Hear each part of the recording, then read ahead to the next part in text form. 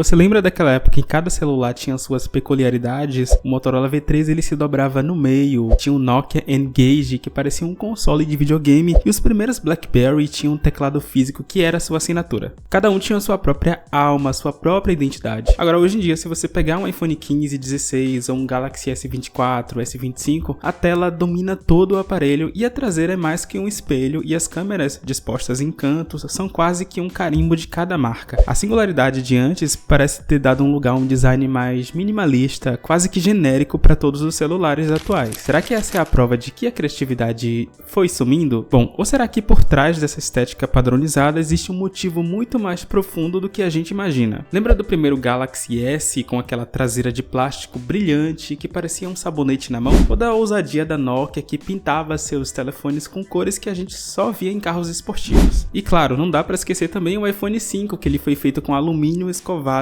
tão preciso que na luz certa ele parecia uma joia. Era uma época em que o design não era só uma questão de estética, era uma experiência. Cada aparelho tinha um clique, tinha um som diferente quando a gente abria o aparelho ou fechava o aparelho. Ainda tinha o Motorola V3, que era uma declaração de estilo, foi um ícone bem memorável na cultura pop. Não era só um telefone, era um acessório da moda praticamente. A gente sentia o peso, a textura dos botões, o barulhinho da tela de deslizar. Era um mundo onde as marcas competiam para ver quem criava o aparelho mais inusitado, mais memorável, e a gente adorava tudo isso. Naquela época, a usabilidade era ditada por 3 modelos. O primeiro era o Nokia 3310, que é o tanque de guerra dos celulares. Ele não tinha câmera, não tinha internet, mas a bateria durava dias, e ele era praticamente indestrutível. A gente usava para ligar, mandar SMS e, claro, para jogar o lendário joguinho da cobrinha. Quem nunca jogou o jogo da cobrinha? Bom, era simples, mas fazia o que prometia com uma confiabilidade absurda. Depois veio o Motorola V3, que era uma obra de arte em formato de celular, fino com acabamento em alumínio que parecia de outro planeta. Ele abria com um clique que era magnífico, inesquecível. Não era só um telefone, era um acessório de moda que ditava tendências, um símbolo de status naquela época. Ter um V3 no bolso era como se você tivesse um carro esportivo na sua garagem. E para quem trabalha bastante, não existia nada como o BlackBerry Bold, com seu teclado QWERTY que era completo, dava para digitar e-mail com agilidade bem maior do que os outros telefones. Algo que o mundo touch ainda sonhava em ter, porque era muito melhor do que você digitar 3 vezes numa tecla para poder chegar numa letra que você queira escrever. Imagina você mandar o WhatsApp naquela época em que o teclado tinha aquele layout de número e letra, sabe? Você tinha que apertar 3 vezes para aparecer A, B ou C. Aí quando você quisesse escrever o C, aí tinha que digitar 3 vezes A, B, C, depois outra letra A, você tinha que digitar no 1 primeiro para formar uma palavra, então mandar uma mensagem naquela época com aqueles celulares que não tinham o teclado QWERTY era bem desafiador, era um trabalho de paciência. Tinha também o trackball, que era um universo à parte, que ele fazia com que você pudesse navegar por menus complexos apenas com o dedo. Basicamente era uma bolinha pequena e sensível que ficava no meio do aparelho e geralmente abaixo da tela. Em vez de deslizar o dedo em uma tela touch, como a gente faz hoje em dia, você rolava essa bolinha com o polegar ou o dedo para mover o cursor pela tela. Ele era uma ferramenta definitiva para quem precisava estar sempre conectado, mas ainda assim era elegante e profissional. Com o passar do tempo, o touchscreen ele foi incluído na rotina das pessoas. De início, o touchscreen e os botões conviviam juntos. Os primeiros smartphones com tela sensível ao toque ainda mantinham o botão físico para funções essenciais, servindo como uma ponte entre o velho e o novo. O iPhone original, por exemplo, foi lançado lá em 2007, tinha apenas um botão físico, que era o botão Home. Ele tinha apenas uma única característica, que era para você voltar para Home. Ela permaneceu por 10 anos durante a Apple, e esse botão único era usado para voltar à tela inicial e mais tarde abrigou o leitor de impressão digital que foi o Touch ID. A linha Galaxy S também começou com um modelo híbrido. O Galaxy S, por exemplo, e o Galaxy S2 tinham um botão físico central na parte inferior, ladeado por 2 botões táteis, que era de voltar e de um menu ou gerenciador de tarefas, que eram iluminados. A virada de chave começou quando as empresas perceberam que os botões poderiam ser substituídos por software, liberando mais espaço para a tela e criando uma experiência um pouco mais fluida para o usuário. A Apple deu um passo intermediário ainda mais com o iPhone 7. Embora o botão Home ainda estivesse lá presente, ele não era mais um botão físico clicável. Você apenas pressionava porque a área era sensível à pressão. Ele até emitia uma sensação de clique realmente, mas ele não era clicável. O Android também seguiu a tendência de trocar os botões físicos por botões virtuais na tela. O Google com seus aparelhos Nexus e depois a linha Pixel foi um dos principais promotores dessa mudança, usando a barra de navegação totalmente na tela com botões para voltar, ir para a tela inicial e abrir os aplicativos mais recentes. O ponto final dessa transição foi o lançamento do iPhone X ou iPhone X, e ele eliminou de vez o botão Home. Com ele, as ações que antes dependiam do botão físico foram substituídas por gestos intuitivos, como deslizar o dedo para cima para ir para a tela inicial ou para para abrir o menu de multitarefas. A partir desse momento, a tendência se consolidou e o design sem botões se tornou o novo padrão da indústria. E é aqui que a gente entra na parte mais profunda da história, porque o design dos smartphones não mudou apenas por acaso. Por trás daquela tela lisa e bordas sumidas, há uma combinação perfeita de psicologia do consumidor e a estratégia de mercado. Hoje em dia, o minimalismo é sinônimo de sofisticação. Pense em uma galeria de arte, um carro elétrico da Tesla ou BYD, ou até mesmo as grandes marcas de moda. A elegância, você perceba que está na ausência desses excessos. Um smartphone com linhas limpas e superfícies lisas não é só um aparelho, ele é um símbolo de status. Ele comunica que você tem um produto premium sem precisar gritar aquilo com 1000 detalhes, como eram nos smartphones de antigamente. Mas não se engane, isso não é apenas uma escolha estética. Menos curvas, menos botões, menos recortes, isso significa um processo de fabricação muito mais barato e eficiente. As empresas conseguem produzir mais aparelhos, mais rápido e com menos complexidade. No fim das contas, o minimalismo deixou de ser só uma tendência cultural, ele se tornou a estratégia perfeita para cortar custos, enquanto ainda convence o consumidor de que está comprando o que há de mais moderno e sofisticado no mercado. E se a gente olhar para o marketing, a história ainda se confirma. Repare nas propagandas de hoje em dia. Elas não mostram mais as formas únicas e cores vibrantes nas suas propagandas. Você não vê mais comercial destacando: olha só como a gente tem o melhor design do mercado, olha só como ele é mais ousado e diferencial dos outros aparelhos. Em vez disso, a propaganda se tornou um palco para a tecnologia mais invisível. O foco está em coisas que a gente não vê. Por exemplo, qualidade das fotos, velocidade do processador e a inteligência artificial que edita suas fotos, ou a tela que se dobra. Hoje em dia a gente está na era de inteligência artificial. Os smartphones estão cada vez mais focados nisso, principalmente na IA do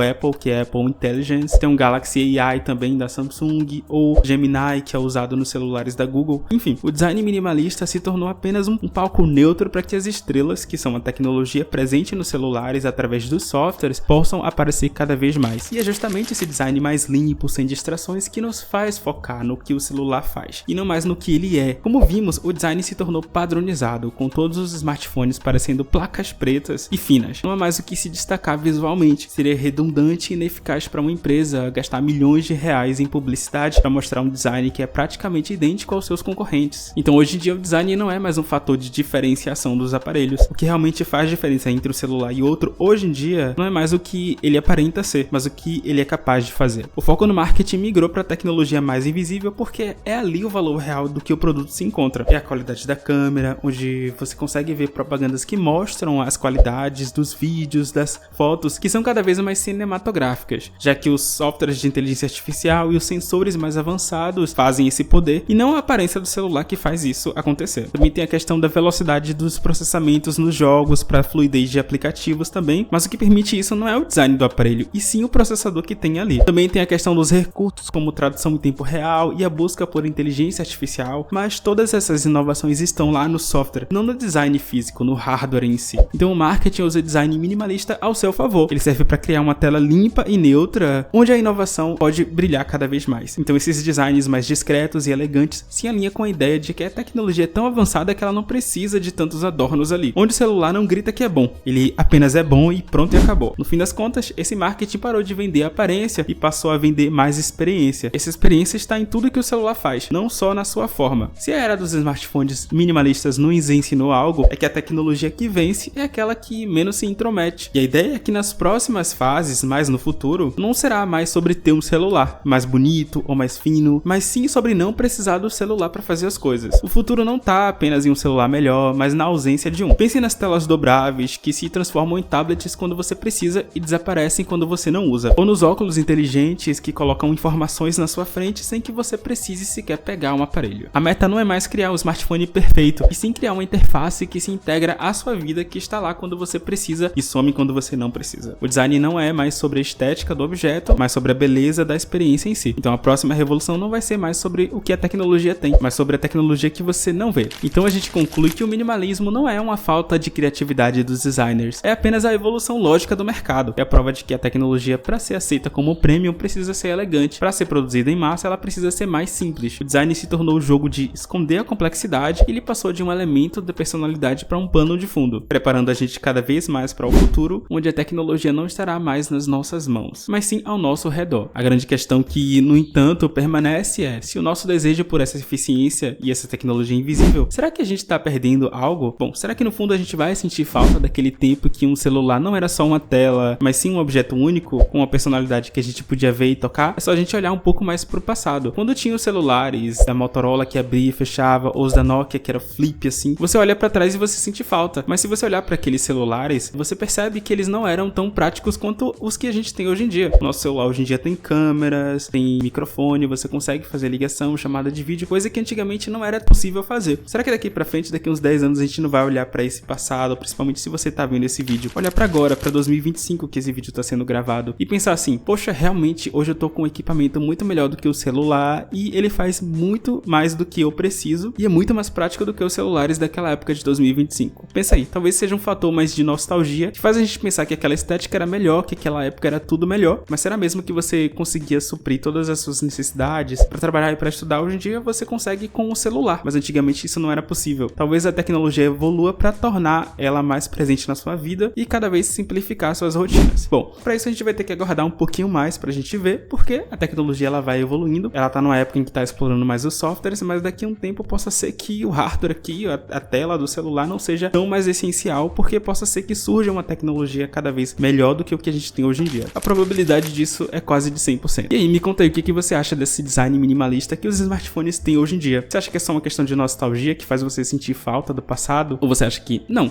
antigamente era feio mesmo e gosto dos celulares como eles são hoje? Comenta aqui que eu vou adorar saber de verdade, porque esse canal aqui tem muita gente de todas as idades, então tem muitas pessoas que cresceram com essa evolução dos smartphones, assim como tem gente aqui também na faixa de 13 anos aos 17, que elas já nasceram numa época em que a gente já tinha os celulares mais minimalistas, sem muitos destaques aqui de um para o outro. Enfim, eu quero saber a sua história. Comenta aqui que eu vou adorar ler e responder assim. Todo mundo, você sabe que eu respondo, vocês sabem que eu leio. Eu adoro muito, de verdade, ler tudo o que vocês comentam, o que vocês contam da história de vocês, tá? E claro, se tiver sugestão de vídeo, é só comentar aqui que eu posso trazer um vídeo no futuro sobre o assunto que você queira que eu fale. Muito obrigado pra você que assistiu o vídeo até o final, de verdade. Se você ainda não é inscrito, não se esquece de se inscrever no canal, ativar o sininho, deixar o like também no vídeo, porque isso ajuda o YouTube a entregar os vídeos pra mais pessoas. Comenta aqui também o que você achou desse vídeo, que todo feedback, todo o apoio que vocês dão, tudo que vocês comentam possa ser uma crítica construtiva. Eu vou adorar ler e conseguir usar isso pra melhorar nos meus próximos vídeos. Muito obrigado, não se esquece também de, antes de sair desse vídeo, ver o último vídeo que eu postei no canal, onde eu falei sobre os celulares da Asus, que são os Zenfone. Pra você que não sabe, a Asus tinha uma linha de smartphone quase que premium, era intermediária para premium, onde tinha os celulares Zenfone. Esses celulares eram muito populares pra galera de games que gostava de jogar por causa do processador celular sem Intel. Só que esses celulares eles foram uma febre absurda entre 2015, 2016 e 2017. Hoje em dia a Asus perdeu significativamente a sua relevância no mercado de smartphones e de público também, tá? Quer saber por que isso aconteceu? É só você clicar no vídeo que tá aparecendo aí na tela e eu já te vejo em alguns instantes. Questão de segundos. Muito obrigado de verdade pra você que assistiu. A gente se vê no próximo vídeo. Até lá.